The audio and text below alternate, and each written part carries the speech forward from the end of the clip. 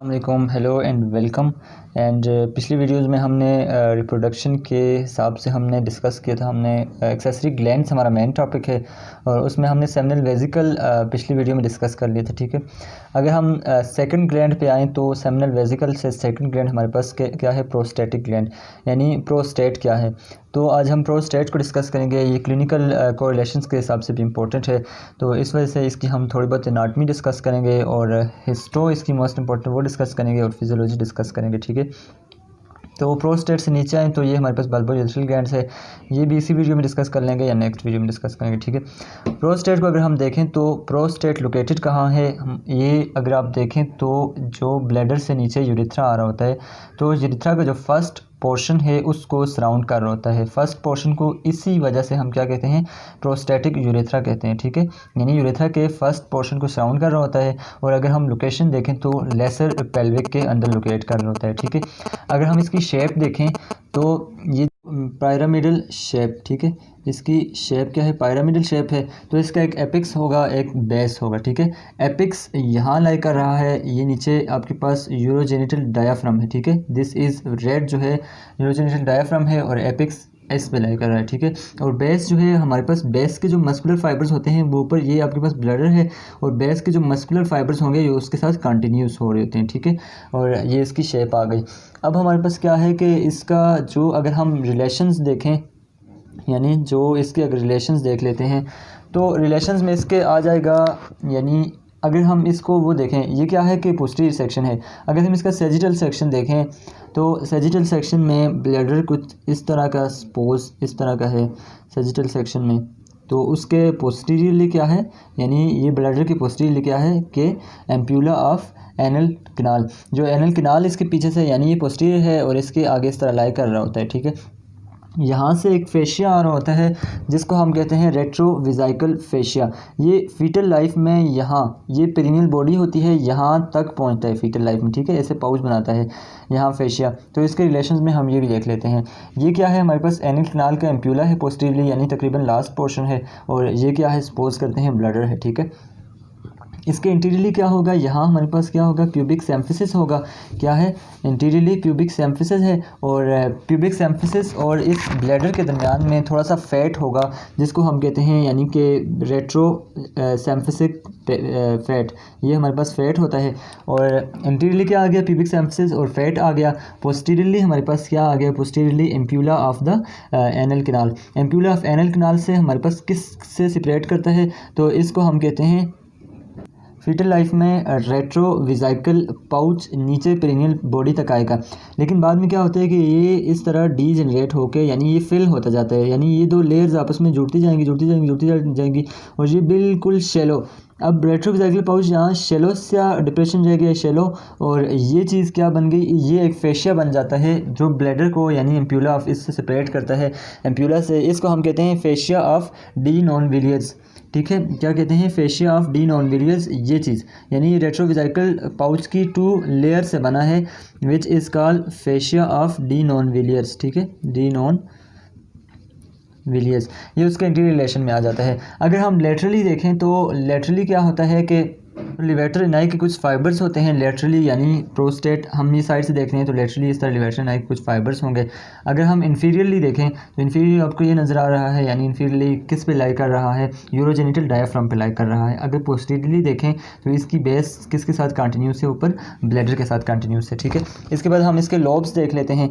तो लोब्स अगर हम देखें तो लोब्स, ये अगर मैं वो बनाऊँ इसी तरह सेजिटल सेक्शन में, यानी ये ब्लैडर का अगर मैं सेजिटल सेक्शन लूँ तो ये ब्लैडर का मैस है सपोज, तो इसमें ये क्या जा रहा है, यानी ये क्या जा रहा है, यूरेथ्रा जा रहा है। ठीक है, यानी ये अंदर से यूरेथ्रा पास हो रहा है। यूरेथ्रा में क्या चीज़ें दो आती हैं, ये एक ये डक्ट आएगी और एक ये डक्ट आएगी। ठीक है, ये इस तरह सपोज 2 डक्ट्स, एक यानी लेटरली आ रही होती है, एक राइट साइड से डक्ट एजुकुलेटरी डक्ट आ रही होती है, कॉमन एजुकुलेटरी डक्ट, और एक लेफ़्ट साइड से कॉमन एजुकुलेटरी डक्ट। तो इसके हिसाब से हम इसके लोब्स कैसे देखेंगे, यानी ये अगर पोस्टीरियर साइड है और ये इंटीरियर साइड है तो इसके क्या हैं, 5 लोब्स हैं। ठीक है, 5 लोब्स किस किस्म के हैं, एक हमारे पास क्या आता है, इंटीरियर लोब।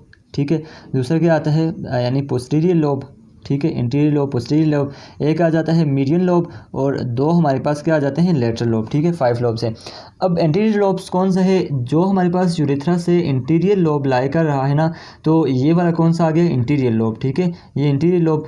अब मीडियन लोब क्या होता है, मीडियन लोब के बारे में वाइवा में क्वेश्चन पूछते होते हैं, तो आप ये कहेंगे यानी ये नीचे वाला पोर्शन यूरेथ्रा के पीछे पीछे जो नीचे वाला पोर्शन है ना, ये पोस्टीरियर लोब आ जाता है।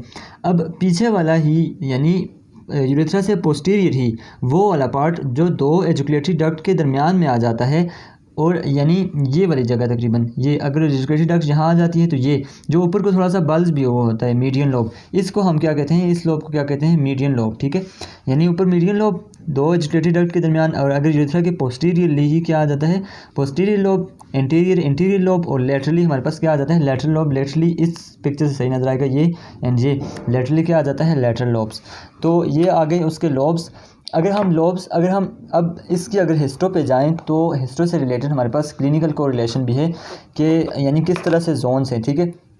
अगर हमारे पास सपोज करते हैं कि थोड़ा सा इस तरह का तकरीबन हार्ट शेप, इसका अगर क्रॉस सेक्शन देखें तो हार्ट शेप क्रॉस सेक्शन है, ठीक है। यानी बीच में से क्या पास हो रहा है, यूरेथ्रा नीचे पास हो रहा है, ठीक है, ये यूरेथ्रा पास हो रहा है। सबसे जो पहला जोन होता है इसके बिल्कुल जो करीब होता है, ठीक है, ये वाला, यानी ये वाला जोन क्या होगा, इसको हम क्या कहेंगे, ट्रांजिशन जोन, ठीक है। ट्रांजिशन क्या मतलब है कि यानी यूरेथ्रा से यहाँ आ रहा है, ठीक है। उसके बाहर अगर हम जोन देखें, दूसरा वाला जोन देखें, तो दूसरा वाला कौन सा जोन है हमारे पास, दूसरे नंबर पर जोन है ये वाला, ये कौन सा जोन आएगा, सेंट्रल जोन। और उससे भी बाहर हमारे पास ये वाला क्या जोन आ जाएगा, पेरिफेरल जोन, ठीक है। यानी पेरिफेरल जोन, ये वाला क्या आ जाएगा, central zone, and the mid zone हमारे पास क्या आ जाएगा, ट्रांजिशन जोन।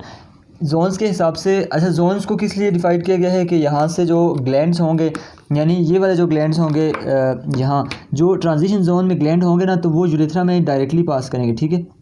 अब अगर हम इसके ग्लैंड्स देखें तो ग्लैंड्स कौन कौन से होते हैं, हमारे पास ट्यूब्यूलो एसिनार ग्लैंड्स होते हैं और कंपाउंड ट्यूब्यूलो एसिनार ग्लैंड्स होते हैं, ठीक है।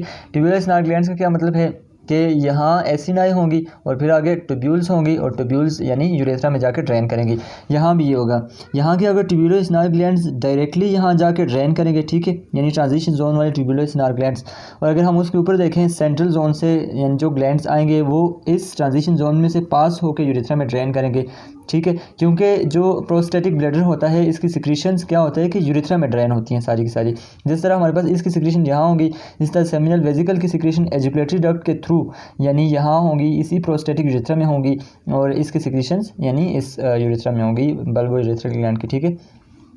अब अगर हम इस जोन की देखें, अब अगर हम इस जोन की देखें, सबसे बड़ी डक्ट किसकी होंगी हमारे पास, ये जो पेरिफेरल जोन है इसकी डक्ट्स होंगी, क्योंकि इसकी डक्ट्स इतनी लंबी होंगी। अगर यहाँ एसिनाई लाई कर रही हैं तो यहाँ से डक्ट पास होकर इस जोन और फिर पेरिफेरल जोन और फिर यूरेथ्रा में आके ड्रेन करेंगी, ठीक है। अगर हम क्लिनिकल कोरिलेशन के हिसाब से देखें तो जो हमारे पास एक टर्म होती है बिनाइन प्रोस्टेटिक हाइपरप्लेजिया, BPH जिसे हम कहते हैं, बिनाइन प्रोस्टेटिक हाइपरप्लेजिया, ये क्या होता है कि 40 ईयर्स के बाद इसके जो मस्कुलर फाइबर्स होते हैं एंड जो उसका ग्लैंड्स होते हैं ना, उन सब का हाइपरप्लेजिया हो जाता है। उस हाइपरप्लेजिया की वजह से आपका ये जो प्रोस्टेट का साइज़ होता है वो इंक्रीज़ हो जाता है। अच्छा, इसमें सबसे इम्पॉर्टेंट बात ये है कि जो हाइपरप्लेजिया होता है वो ट्रांजिशन जोन में, यानी बिनाइन यानी BPH का जो सबसे ज़्यादा अफेक्ट होता है वो ट्रांजिशन जोन पे सबसे ज़्यादा होता है। ट्रांजिशन जोन वो होता है जो यूरेथ्रा को सराउंड कर रहा होता है। इस वजह से यानी BPH के यानी 40 ईयर्स के बाद बहुत सारे मेल्स के यानी यूरिन के प्रॉब्लम्स होते हैं। यानी यूरिन के प्रॉब्लम्स क्या होते हैं कि जो भी यानी यूरेथ्रा का ब्लॉकेज भी हो सकता है और यूरेथ्रा का यानी कंस्ट्रिक्शन भी हो सकती है, जिसकी वजह से उसको क्या हो सकता है, यानी फ्रीक्वेंट यूरिनेशन हो सकती है, ठीक। यूरिनेशन के अलावा डिसयूरिया हो सकता है, ठीक है, यानी डिसयूरिया यूरिन यानी यूरिन बिल्कुल भी रिलीज़ नहीं हो सकता। उसके अलावा एनयूरिया हो सकता है, एनयूरिया मीन डिफ़िकल्टी इन यूरिनेशन, ये वाली सिम्टम्स उसमें हो सकती हैं। इस वजह से इसका क्या होता है कि कैथेटराइजेशन अक्सर की जाती है और कैथेटराइजेशन के थ्रू यूरिन को बाहर निकाला जाता है, ठीक है।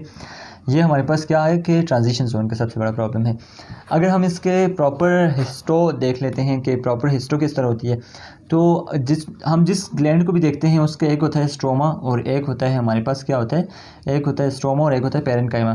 स्ट्रोमा क्या होता है कि उसका कनेक्टिव टिश्यू पोर्शन होता है, यानी नॉन फंक्शनल पोर्शन होता है, और यहाँ भी कनेक्टिव टिश्यू पोर्शन क्या है कि उसका कैप्सूल है, और कैप्सूल अंदर जाके हमारे पास क्या होता है कि सेप्टा बनाता है। अगर हम इस केस में देखें तो यानी कैप्सूल होगा और दरमियान में क्या है, ये क्या जा रहा है, यूरेथ्रा जा रहा है, ठीक है।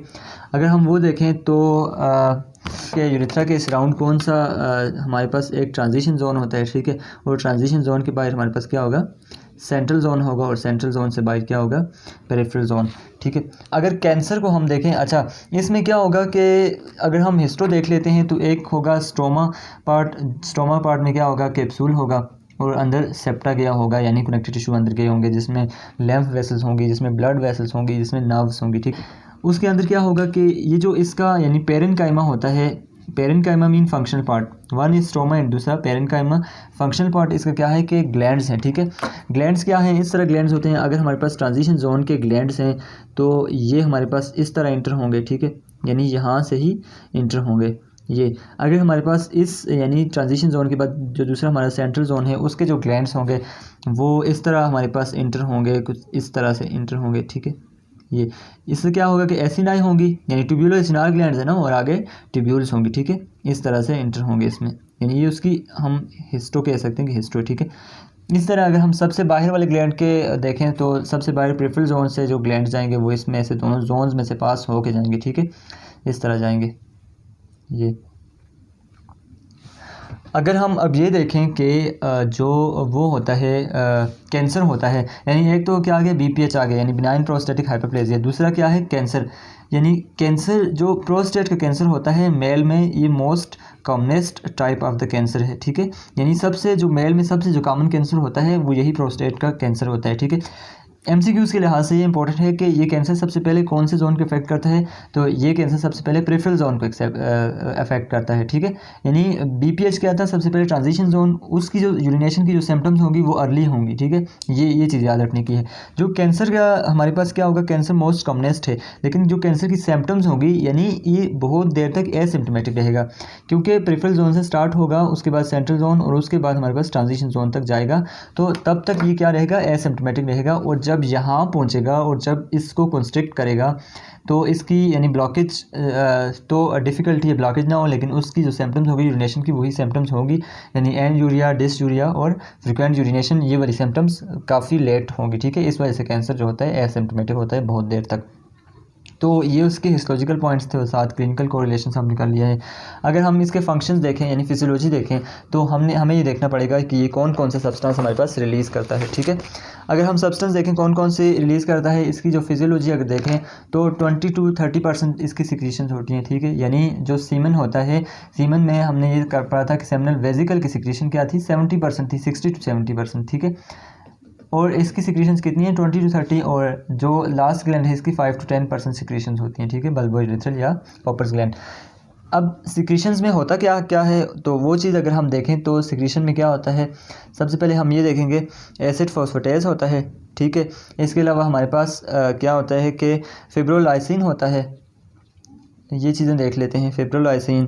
उसके अलावा सीरीन प्रोटीएज, यानी प्रोटीएज प्रोटीन ब्रेक डाउन करेगा, ठीक है, सीरीन प्रोटीएज। उसके अलावा बाज़ जगहों पर लिखा होता है प्रोस्टाग्लैंडिन होते हैं, बाज़ बुक्स में लिखा होता है प्रोस्टाग्लैंडिन नहीं होते, अगर होते भी हैं तो वो अपना फंक्शन परफॉर्म करेंगे, ठीक है। इसके अलावा जिंक होता है, ठीक है, जिंक होता है। और अब ये देख लेते हैं कि कैल्शियम सिट्रेट भी होता है, इसके अलावा क्लोटिंग एंजाइम्स होते हैं और फिब्रोलाइसिन वगैरह ये चीज़ें होती हैं।